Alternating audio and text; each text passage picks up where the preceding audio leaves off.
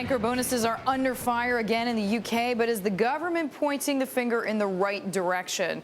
Rather than badger Britain's banks, maybe they just need to look in the mirror. We are joined right now from the FT with Paul Rathbone. It is Lex on Bloomberg. You get a sneak peek of the Financial Times' flagship column a day early. So, John, so glad to have you with us. Bank bonuses, a perennial hot topic, of course. Cropped in England again this week. Tell us why and how. Well, the financial crisis has revealed at least one thing, that banks are better at appropriating value for themselves than often creating it. And this has become apparent in the UK in two ways this week. The first is in the National Audit's Office estimate of the total financial outlay of financial sector support to the banking sector.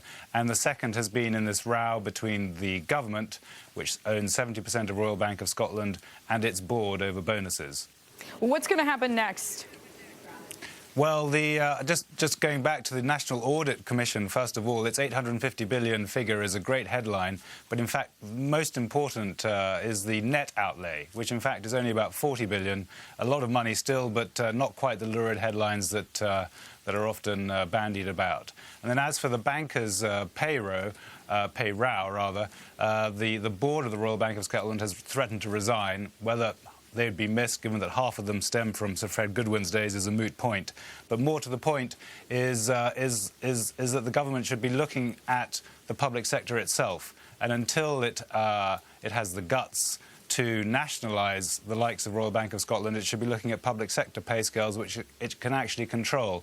And their pay is growing at about 6% rate, and amongst its 1,000 best paid directors in the public sector, average salaries are about 40% higher than, say, the managing director of a medium-sized company in England can expect to earn. Paul, how much is this feeding, how much is this being fed by populism, a spirit of populism? Well, in the government is in a rather tricky spot in the sense that, on the one hand, there is a populist backlash against bankers' pay, entirely understandable.